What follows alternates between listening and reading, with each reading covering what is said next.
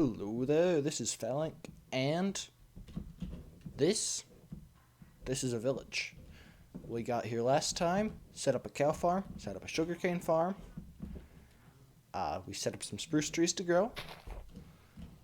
Next, I want to get 2 cows into here, because this is a proper cow food getting farm. I'll explain how it works once we can get a few cows in here. And then that should be it that I need to explain to you now. So let's get going. 2 cows. Alright, got the 2 cows in. And it's time to sleep. Get out of my bed.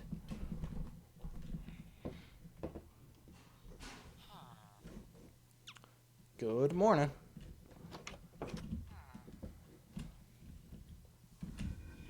Alright. How this works here is we have cows in here, and because of the water there, they're bouncing up and down. And because of entity cramming, once we get a whole bunch in there, they're going to start dying.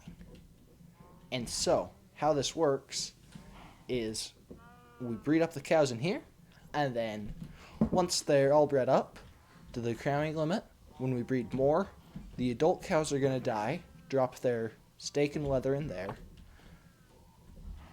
and then that'll be a good food farm. And yeah, did you see that? I fell in the water. So I'm going to make an improvement to the sugarcane farm so that we don't fall in the water. It's actually a really simple improvement, but I will see you when I'm done.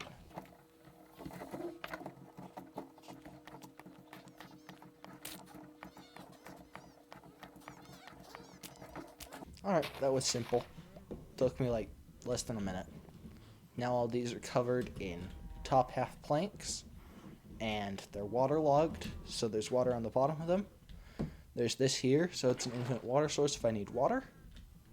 Actually, I can cover this most of the way up, and it's still infinite water. Awesome.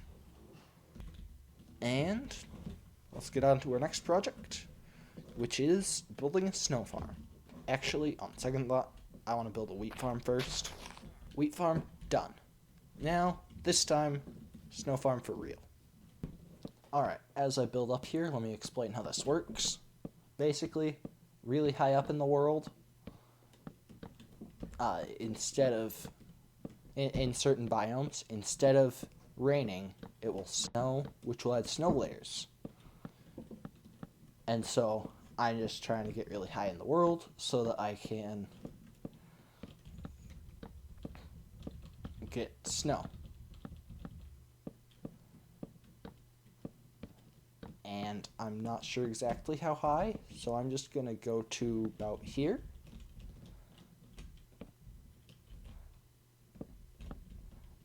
And I'm going to make a small platform.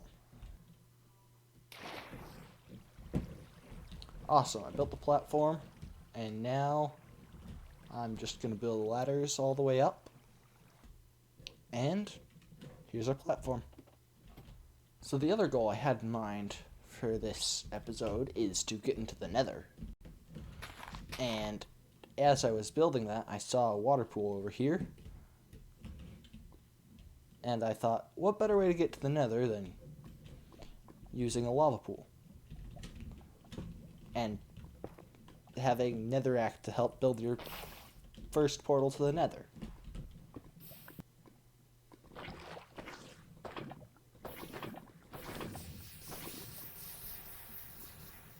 Well, I messed up, but fortunately there's still enough lava for me to complete it. And flint and steel. Let's go through, see what the nether has.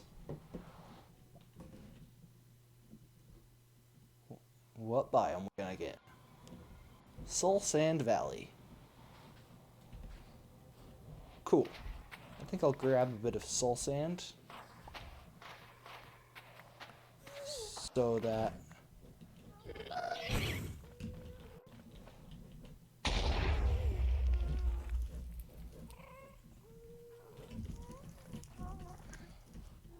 I didn't finish my sentence. I'm gonna grab a bit of soul sand so I can make bubble columns when I get back to the overworld.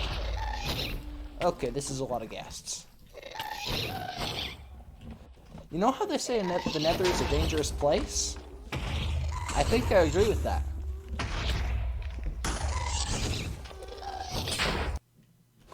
Made it back. Okay. Next time we go to the nether, we should be a little bit more prepared.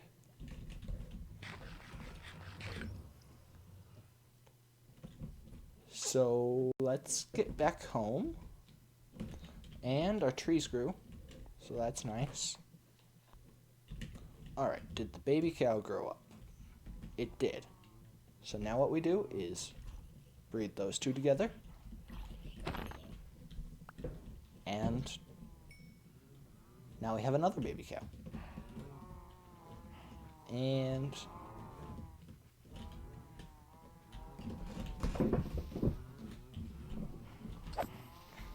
creeper attack.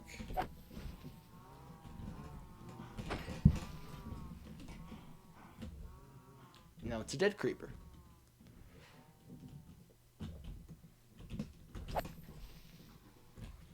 Fun fact, for dealing with creepers, if you sprint, the first hit you make after your sprint does extra knockback. So that's something to keep in mind. So if you sprint, and then while you're sprinting you hit it, you back up, then it's less likely that the creeper will blow up because you'll get further away from it. Let's chop down these two trees.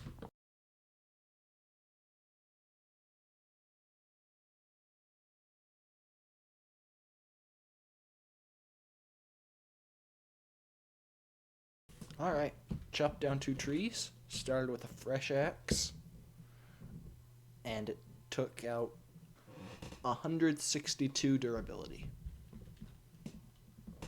So it has about as much as my old axe, but now I combine them, and I have more than I originally had. Who knows how that works, but we don't question Minecraft logic because, as we all know, Minecraft makes perfect sense 100% of the time.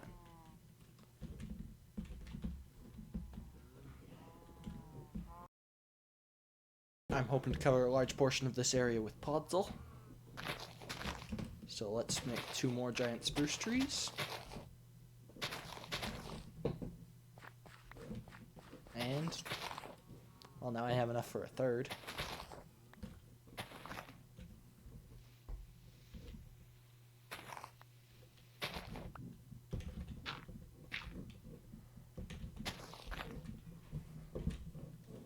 Emerald profit. I have 2 more emeralds than I had. Sometime. And now I have another emerald. I'm rich. 6 emeralds. Alright, I'm thinking I go back to the nether, maybe? Wait. Maybe. Well, at least I'll make some arrows for myself. Why am I using a golden axe to mine gravel, you may ask? I'll tell you. This axe has Fortune 1. And it doesn't matter what tool you use, so long as it has Fortune. That increases your chances of whatever Fortune increases your chances with. So, my Fortune 1 axe helps me get flint more likely. Although it may be faster to use my shovel, I've already gotten a flint now, and that uses my shovel's durability. And it's more useful to use the axe, because what else am I going to use the axe on? And another tree grew. Let's chop it down.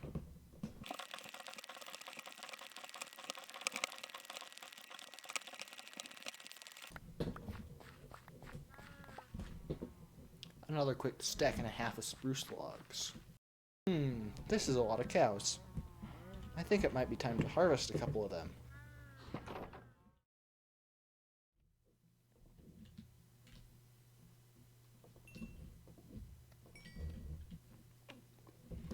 Alright.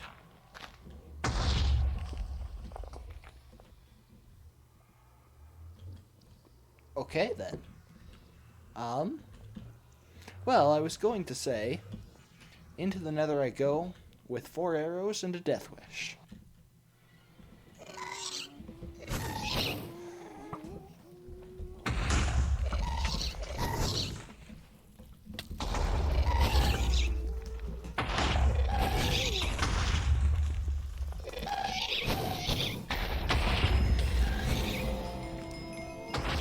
And also not very good aim.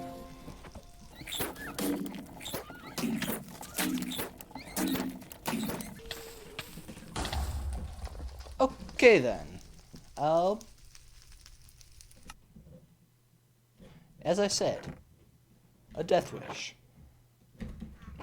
Let's go back there and hope most of our stuff didn't burn.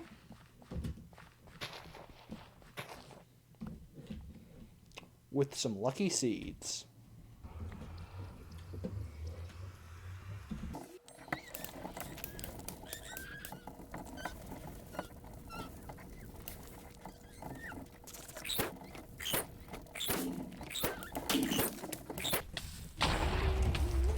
Oh boy.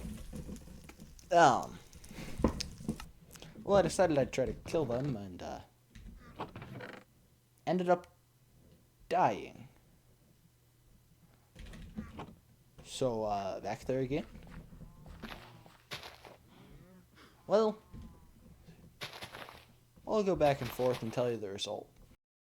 Alright, the important stuff that was lost. Oh, hey, I thought we lost the food.